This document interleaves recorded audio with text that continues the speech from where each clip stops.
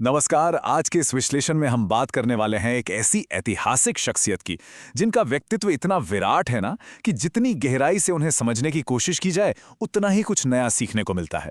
इतिहास की किताबों में हमने उन्हें एक महान योद्धा के रूप में जरूर पढ़ा है, पर आज हम महाराणा प्रताप के उस रूप को समझेंगे जो उन्हें एक साधारण मनुष्य से उठाकर सीधा एक महामानव बना देता है। अब सोचिए जरा, क्या महाराणा प्रताप सिर्फ एक बेहद शक्तिशाली और आक्रामक योद्धा थे, या उनकी शख्सियत में उससे भी कहीं ज्यादा गहराई थी?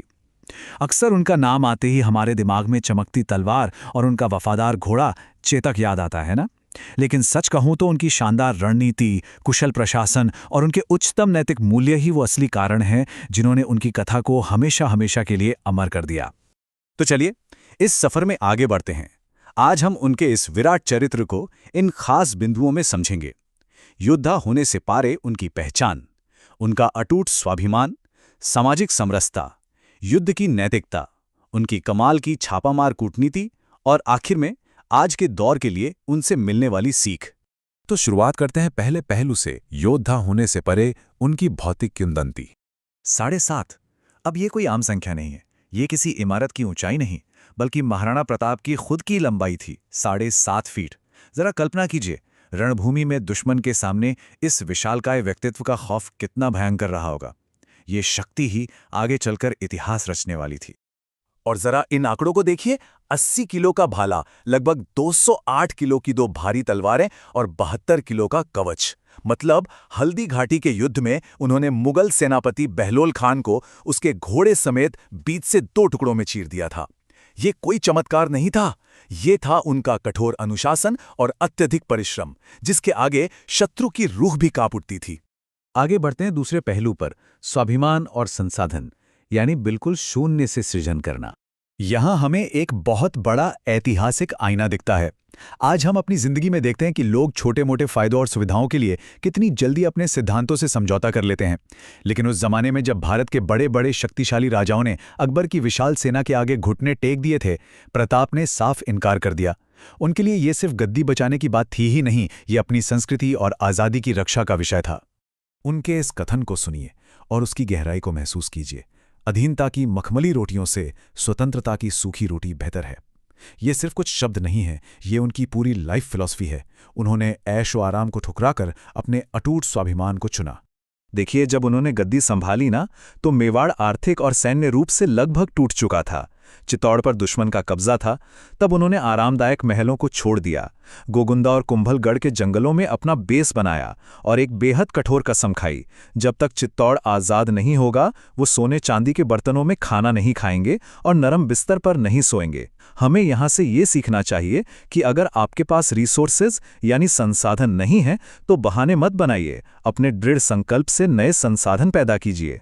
तीसरा भाग बहुत ही खास है, समरसता और शक्ति, एक समावेशी नेतृत्व। सोचिए, आज के वक्त में हम समाज में कितनी जाति पाति और भेदभाव देखते हैं, लेकिन 16वीं सदी में प्रताप ने एक ऐसी सामाजिक क्रांति की नींव रखी जो आज तक प्रेरक है। उन्हें पता था कि एक अजेय शक्ति किसी एक वर्ग के होने से नहीं आती, बल्कि सभी समुदायों को एक साथ जोड़ने से बनती है। उन्होंने उस दौर में आदिवासी भील समुदाय को अपनी सेना का मुख्य हिस्सा बनाया। इतना ही नहीं, उन्हें राणा जैसी बड़ी उपाधि दी। मेवाड़ के राजचिन्ह में अगर आप देखें तो एक तरफ राजपूत योद्धा और दूसरी तरफ भील योद्धा का चित्र सच्ची सामाजिक समरसता की गवाही देता है। ये उस समय का मास्टर स्ट्रोक था, एक सच्ची क्रांति। चौथा बिंदु है युद्ध में नैतिकता, सम्मान सर्वोपरि। ये एक बहुत ही दिलचस्प और तनावपूर्ण किस्सा है। एक बार युद्ध के दौरान महाराणा प्रताप के बेटे अमर सिंह ने मुगल सेनापति अब्दुल रहीम खाने खाना के परिवार की महिलाओं को बंदी बना लिया। दुश्मन का परिवार कब्जे में था। किसी भी आम योद्धा के लिए अपना बदला लेने का इससे बढ़िया मौका और क्या ही हो सकता था। लेकिन जैसे ही महाराणा प्रताप को ये बात पता चली, वो बिल्कुल खुश नहीं हुए, बल्कि बेहद गुस्सा हो गए। उन्होंने तुरंत आदेश दिया कि उन महिलाओं को पूरे सम्मान और आदर के साथ अभी वापस भेजा जाए। यहां सीख ये है कि दुश्मन चाहे कितना भी क्रूर क्यों ना हो, नैतिकता और आदर्श कभी नहीं छोड़ने चाहिए। नारी का सम्मान हर परिस्थिति में अनिवार्य है। अब आते हैं 5वें भाग पर, छापा मार कूटनीति, बल से अधिक बुद्धि का इस्तेमाल। हल्दी घाटी का युद्ध अनिर्णित रहा था, ये हम जानते हैं। लेकिन उसके बाद उन्होंने सीधे टकराव के बजाय दुश्मन को पूरी तरह थकाने वाली छापामार यानी गुरीला रणनीति शुरू की।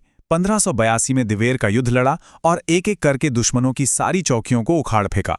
चित्तौड़ को छोड़कर लगभग पूरा मेवाड़ उन्होंने वापस जीत लिया। ये ठीक वक्त का इंतजार और सही जगह प्रहार करने का उत्तम उदाहरण है। इस दीवार के युद्ध को इतिहास में मेवाड़ का मैराथन भी कहा जाता है। ये ताकत का नहीं, बल्कि पूरी तरह से बुद्धि का युद्ध था। उनकी इस छापामार कूटनीति ने साबित कर दिया कि अगर आपके पास भौगोलिक स्थिति का सही ज्ञान और धैर्य है, तो आप किसी भी विशाल सेना को घुटनों पर ला सकते हैं। दिमाग हमेशा ताकत से बड़ा होता है। और छठे और अंतिम भाग में हम बात करेंगे आधुनिक सीख की, यानी आज के लिए सबक। इस पूरे विश्लेषण का निचोड़ हम इन 3 खास बातों में समेट सकते हैं। पहला, दृढ़ इच्छा शक्ति। जब सारी दुनिया आपसे कहे ना कि हार मान लो, तब भी अपने लक्ष्य पर अडिग रहना। दूसरा, प्रकृति से जुड़ाव। उन्होंने जंगलों को, पहाड़ों को अपना घर बनाया, जो हमें सिखाता है कि पर्यावरण और अपनी जड़ों का हमेशा सम्मान करना चाहिए। और तीसरा, निस्वार्थ सेवा। उन्होंने जो कुछ भी किया, किसी निजी फायदे के लिए नहीं, बल्कि अपनी प्रजा और मातृभूमि के लिए किया। तो इस विश्लेषण के अंत में हमें खुद से बस एक बड़ा सवाल पूछना चाहिए।